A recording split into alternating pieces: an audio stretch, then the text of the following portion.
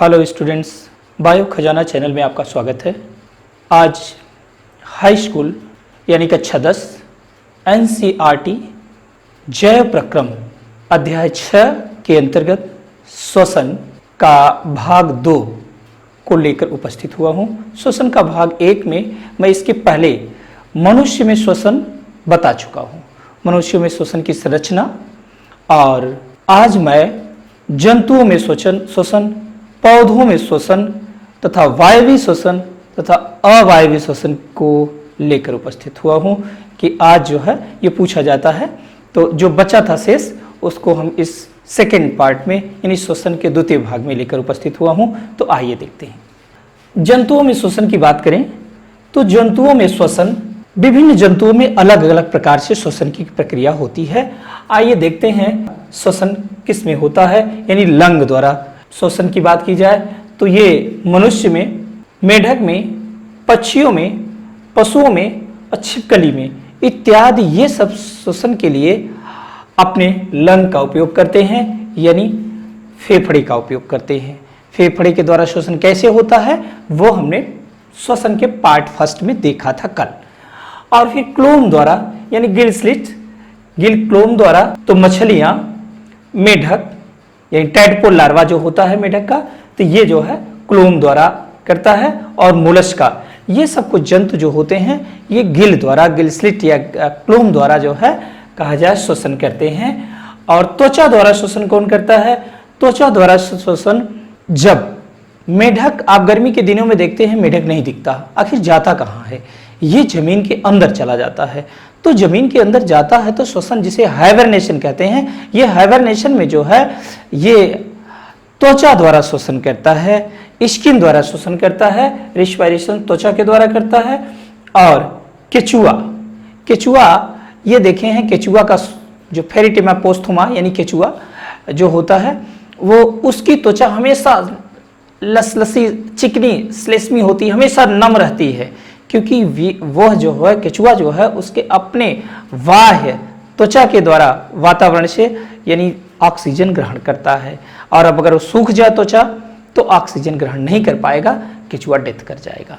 तो आपने देखा कि त्वचा द्वारा केचुआ, मेढक इत्यादि त्वचा द्वारा करते हैं। ट्रैकिया द्वारा, ये श्वसन नाल कहा जाए, श्वसन नाल, ये श्वसन नाल द्वारा कौन करता है? तो कुछ कीट, जैसे काकरोच आप देखते हैं, ये काकरोच जो होता है इसमें ट्रैकिया, इसके बॉडी के सरफेस से यानी कहा जाए ट्रैकिया के द्वारा इनके, और कीट पतंगे जो होते हैं उनके पूरे जो है बॉडी सरफेस से ट्रैकिया के फलस्वरूप वो श्वसन करते हैं। कोशिका झिल्ली द्वारा यानी प्लाज्मा मेम्ब्रेन द्वारा किसमें होता है? तो ये प्लाज्मा मेम्ब्रेन यानी सेल की आप देखें, प्लाज्मा मेम्ब्रेन के स्ट्रक्चर देख लिए हैं। तो सूक्ष्म जीवों, छोटे जीवों में, जैसे अमीबा, अमीबा का स्ट्रक्चर आप फिक्स होता नहीं, आप देख चुके हैं। ऐसे ही कोई स्ट्रक्चर हो गया, ये अमीबा, ये अपना ये प्लाज्मा मेम्ब्रेन के ही द्वारा ऑक्सीजन का, इसी के थ्रू ऑक्सीजन एंट्री करती है यानी श्वसन करता है। और यूग्लिना, ये सब जो है सूक्ष्म जीव कोशिका झिल्ली के द्वारा अपने बॉडी सरफेस के द्वारा वह सतह के द्वारा ही ऑक्सीजन ग्रहण कर लेते हैं। कहने का मतलब श्वसन करते हैं। श्वसन के अंग क्या है इसके? तो प्लाज्मा मेम्ब्रेन या कहा जाए बाह्य सरफेस या सतह द्वारा। और ये आपका, ये क्लियर आपको हुआ जंतुओं में श्वसन, विभिन्न प्रकार के जंतुओं में किस प्रकार किन किन अंगों के द्वारा श्वसन होता है। अब चलिए देखते हैं पौधों में श्वसन। पौधों में श्वसन के लिए ये कहा जाए विशेष अंग, जैसे जंतुओं में होता है वैसे तो विशेष स्पेसिफिक अंग नहीं होते हैं, लेकिन ये कहा जाए ज्यादातर जो श्वसन होता है ये पौधों में, पौधों की पत्तियों में सूक्ष्म छिद्र होते हैं जिसे रंध्र कहते हैं, स्टोमेटा कहते हैं। ये रंध्र इस बाह्य वातावरण से ऑक्सीजन ग्रहण करता है। आइए देखते हैं ये छिद्र, ये देख रहे हैं ये रंध्र है, इसे स्टोमेटा कहते हैं या अंग्रेजी में या रंध्र। ये इसके चारों तरफ ये देख रहे हैं, ये खुला हुआ स्टोमेटा, इसी के द्वारा ये ऑक्सीजन अंदर करता है और CO2 बाहर करता है। ये कहा जाए श्वसन के अंतर्गत। आपने देखा कि ये देख रहे हैं सभी जीवधारी श्वसन में, आप पहले डिफिनीशन में बताया जा चुका है कि सभी जीवधारी श्वसन के अंतर्गत ऑक्सीजन ग्रहण करते हैं, ऑक्सीजन लेते हैं, तो ये ऑक्सीजन पत्तियां अपने सरफेस से, जिस पे रंध्र पाए जाते हैं, जिसे स्टोमेटा कहते हैं अंग्रेजी में, वो स्टोमेटा के द्वारा, पोर के द्वारा, छिद्र के द्वारा ऑक्सीजन ग्रहण करता है और ये कार्बन डाइऑक्साइड उसी पोर के द्वारा, उसी छिद्र के द्वारा बाहर करता है। फिर उसके बाद लेंटिसेल, इसमें लेंटिसेल ये देख रहे हैं पौधे के जो तने होते हैं उसमें छाल होती है, बार्क में छोटे छोटे, यानी बार्क में छिद्र, उसमें फटा हुआ जो बार्क छाल जिसे कहते हैं उसमें देखेंगे तो छिद्र होता है। उन छिद्रों के द्वारा, उन्हीं छिद्रों को हम वातरंध्र कहते हैं, यानी लेंटिसेल। इन लेंटिसेल के द्वारा श्वसन करते हैं और श्वसन जड़ों द्वारा भी पौधे करते हैं।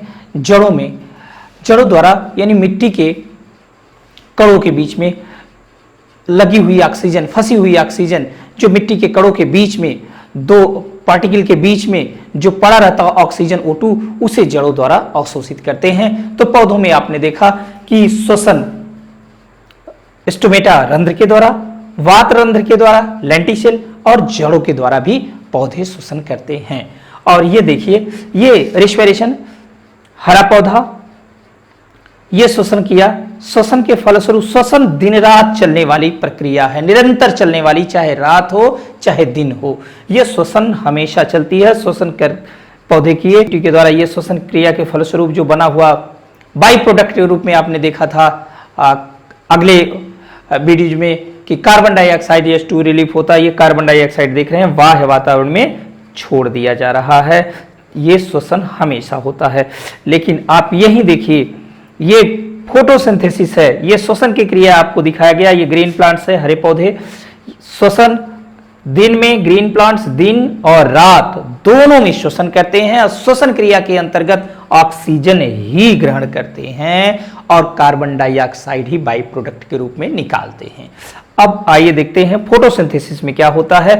कि फोटोसिंथेसिस में लाइट की उपस्थिति में, क्योंकि ग्रीन प्लांट्स लाइट की उपस्थिति, देख रहे हैं ग्रीन प्लांट लाइट की उपस्थिति में, लाइट की उपस्थिति में ये कार्बन डाइऑक्साइड बाह्य वातावरण से ले रहे हैं, बाह्य वातावरण से कार्बन डाइऑक्साइड लेते हैं और इनमें उपस्थित क्लोरोफिल की मदद से जड़ों द्वारा जल अवशोषित करके ये अपना भोजन बनाते हैं, ग्लूकोज, कार्बोहाइड्रेट का निर्माण करते हैं और ऑक्सीजन रिलीज करते हैं, बाई प्रोडक्ट के रूप में ऑक्सीजन मुक्त करते हैं, प्राणवायु मुक्त करते हैं और इतना ज्यादा ऑक्सीजन मुक्त करते हैं कि अपने स्वयं श्वसन के लेने के बाद भी ये अपने श्वसन की क्रिया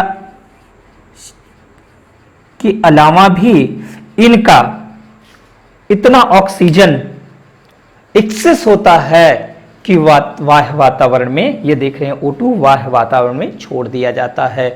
और इनमें ये दिन के क्रिया में, दिन में देख रहे हैं ये हो रहा है। ये ऑक्सीजन की मात्रा, ये प्रकाश संश्लेषण के फलस्वरूप जो बाई प्रोडक्ट ऑक्सीजन के रूप में निकल रहा है, फोटोसिंथेसिस में जो O2 निकलता है, ये बाह्य वातावरण में हो रहा है। और यही श्वसन के फलस्वरूप जो ऑक्सीजन तो निकल रहा है, लेकिन यही ऑक्सीजन ये यूज भी करते हैं और ये ऑक्सीजन यूज कर रहे हैं तो श्वसन में ऑक्सीजन यूज करेंगे तो निकलेगा क्या, बाई प्रोडक्ट के रूप में, यानी श्वसन के बाद कार्बन डाइऑक्साइड निकलता है।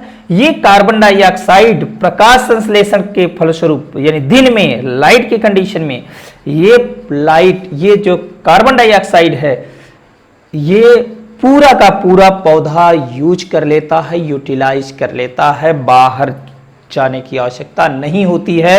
ये जितना श्वसन के फलस्वरूप कार्बन डाइऑक्साइड बन रहा है, निकल रहा है, वो प्रकाश संश्लेषण के फलस्वरूप दिन के समय में पौधे वो कार्बन डाइऑक्साइड ले लेते हैं, ये कार्बन डाइऑक्साइड ले लेते हैं और इस कार्बन डाइऑक्साइड से ग्लूकोज का निर्माण कर लेते हैं, यानी भोजन श्वसन के अंतर्गत ऑक्सीजन ग्रहण करते हैं और कार्बन डाइऑक्साइड निकालते हैं।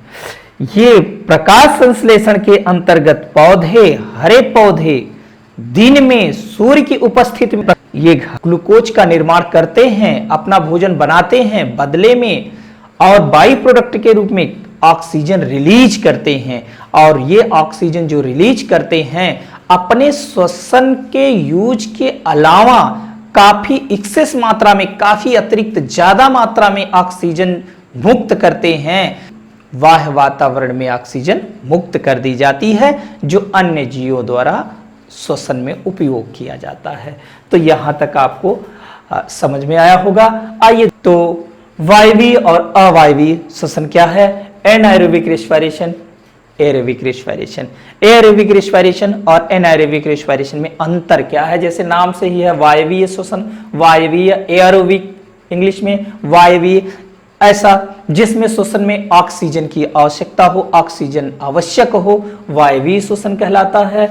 या इसमें अवायवीय में अ माने अनुपस्थित या एन में अनुपस्थित हो जाता है, यानी ऑक्सीजन आवश्यक नहीं है। आपने देखा था इसके पहले के वीडियोज में कि यह जो है क्या बनता था, आवश्यक नहीं है, इसमें बन जाता था एथिल एल्कोहल, और ऑक्सीजन उपस्थित नहीं रहता था तो ब्रेक डाउन होता था तो लैक्टिक एसिड बन जाता था। अब हम यहां देखते हैं यह क्रिया कहां होती है? वायवीय तो माइटोकॉन्ड्रिया में होती है, और अवायवीय जो श्वसन होता है वो कोशिका द्रव्य में होता है, यानी साइटोप्लाज्म में होता है अवायवीय श्वसन। फिर तीसरा पॉइंट, इसमें जो माइटोकॉन्ड्रियम वायवीय श्वसन होता है उसमें पूर्ण विखंडन होता है, यानी ग्लूकोज का पूर्ण विखंडन होता है, ग्लूकोज का पूर्ण रूप से ब्रेकडाउन होता है। और इसमें देखें अवायवीय श्वसन में ग्लूकोज का पूर्ण विखंडन नहीं होता, इसमें आंशिक विखंडन होता है या अपूर्ण रूप से विखंडन होता है, यानी ब्रेकडाउन पूरे नहीं होता है ग्लूकोज का अवायवीय श्वसन में। अब हम वायवीय श्वसन की बात करें चौथे पॉइंट में, तो इसमें अत्यधिक ऊर्जा निकलती है। जब पूर्ण विखंडन होगा तो ज्यादा से ज्यादा ऊर्जा निकलेगी, तो यह कहा जाए ग्लूकोज के एक, देखते हैं यह भी क्वेश्चन पूछा जाता है, एक अणु से एक ग्लूकोज के 38 एटीपी का लाभ होता है, यानी इसमें वायवीय श्वसन में एक 38 एटीपी का लाभ होता है। अब इस क्रिया में कुछ ऊर्जा निकलती है जिसमें कहा जाए 2 एटीपी का लाभ होता है। एटीपी ऊर्जा के ही रूप में हमने कल चर्चा किया था कि इसी ऊर्जा के रूप को सभी प्राणी अपने जैविक प्रक्रम को सुचारू रूप से चलाने में उपयोग करते हैं। तो ये एटीपी है, एडेनोसिन ट्राइफॉस्फेट, जो ऊर्जा के रूप में। और ये पांचवा पॉइंट कहा जाए, अधिकांश जीवधारियों में वायवीय श्वसन यानी एरोबिक रेस्पिरेशन ही होता है, जबकि अवायवीय श्वसन कुछ जीवधारियों में होता है, जैसे जीवाणु में और ईस्ट में एथिल एल्कोहल बनता है। और ये आप देखते हैं अवायवीय श्वसन का परिणाम होता है, जिसमें इस अवायवीय का परिणाम खुशबू होता है, यानी जो खुशबू आती है, जो स्मेल आती है, ये एनाएरोबिक रेस्पिरेशन के फलस्वरूप आती है। तो इस प्रकार आपको आज जैव प्रक्रम का जो शेष पार्ट था वो हमने पूरा किया, यानी एक बार फिर से समरी में आप देख लें हमने आज पूरा क्या किया। तो जंतुओं में श्वसन कैसे होता है, किन अंगों के द्वारा होता है? तो हमने बताया कि फेफड़े द्वारा श्वसन जो जंतु करते हैं वो मनुष्य फेफड़े द्वारा करता है श्वसन, मेढक में फेफड़े द्वारा होता है, पक्षियों में फेफड़े द्वारा होता है, पशु और छिपकली में फेफड़े द्वारा ही श्वसन होता है, जिसे पल्मोनरी रेस्पिरेशन या पल्मोनरी श्वसन के नाम से जाना जाता है।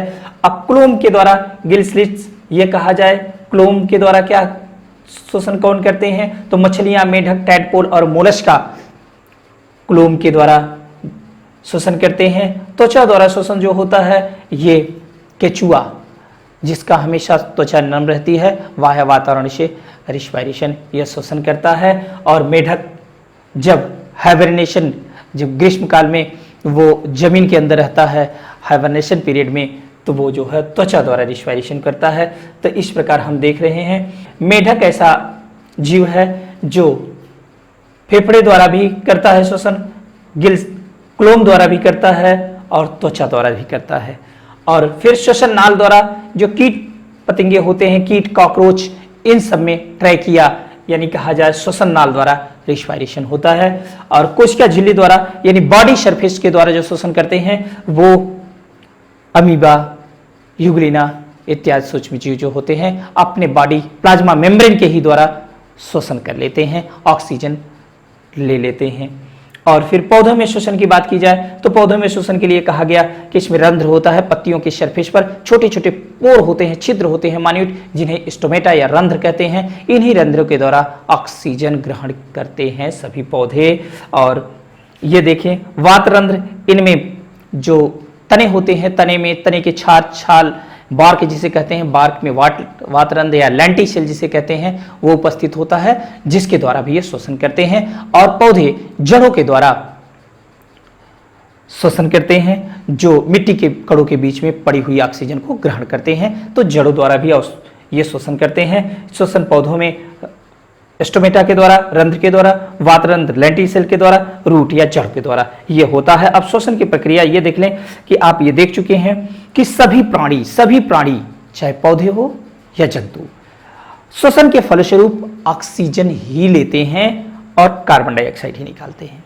ये देख रहे हैं ग्रीन पौधे, हरे पौधे, चाहे रात हो या दिन हो, ऑक्सीजन लिए और कार्बन डाइऑक्साइड ही रिलीज करते हैं। लेकिन आपको वहम न हो, ये प्रकाश संश्लेषण में पौधे क्या करते हैं, कार्बन डाइऑक्साइड लेते हैं और अपना भोजन बनाते हैं। आप जानते हैं, आप बाई प्रोडक्ट के रूप में ऑक्सीजन निकालते हैं। यही ऑक्सीजन इतनी ज्यादा मात्रा में निकालते हैं कि श्वसन के फलस्वरूप ये खुद ही यूज करते हैं और ज्यादा। इस प्रकार ये दिन के समय में पौधों द्वारा श्वसन के अंतर्गत कार्बन डाइऑक्साइड नहीं मुक्त हो पाती बाह्य वातावरण में, क्योंकि वो फोटोसिंथेसिस के फलस्वरूप वो उसका उपयोग कर लेते हैं। और वायवीय श्वसन अवायवीय श्वसन में अंतर की बात करें तो ये आप देख लिए कि वायवीय श्वसन में ऑक्सीजन, वायवीय नाम ही है, ऑक्सीजन की आवश्यकता होती है, और अवायवीय में ऑक्सीजन की आवश्यकता नहीं होती है। यह माइटोकॉन्ड्रिया में होता है वायवीय श्वसन, और अवायवीय श्वसन कोशाद्रव्य या साइटोप्लाज्म में होता है। वायवीय श्वसन में ग्लूकोज का पूर्ण विखंडन होता है, यानी कंप्लीट ब्रेकडाउन होता है, और अवायवीय श्वसन में ग्लूकोज का कंप्लीट ब्रेकडाउन नहीं होता, अपूर्ण विखंडन होता है, इनकम्प्लीट ब्रेकडाउन होता है। और वायवीय श्वसन में कहा जाए, चौथा पॉइंट, इसमें अत्यधिक ऊर्जा निकलती है, यानी एक ग्लूकोज के मॉलिक्यूल से 38 एटीपी का लाभ होता है, और यहाँ ऊर्जा अल्प मात्रा में आंशिक निकलती है, ये 2 एटीपी का लाभ होता है। एटीपी के विषय में आप जान चुके हैं। अधिकांश जीवधारियों में वायवीय श्वसन ही होता है, एरोबिक रेस्पिरेशन ही होता है, और कुछ जीवधारियों में एनाएरोबिक रेस्पिरेशन होता है, जैसे जीवाणु और ईस्ट सेल। तो आज यहीं तक। अगला वीडियो हमारा जो है संवहन आगे है, यानी ब्लड सर्कुलेशन, संवहन, उसे लेकर उपस्थित होंगे। और तब तक के लिए, और हाँ, मेरा चैनल और अभी तक सब्सक्राइब ना किए हों तो सब्सक्राइब कर लीजिए, और शेयर और लाइक करिए, कमेंट्स करिए। और अब आज इतना ही, तब तक के लिए धन्यवाद।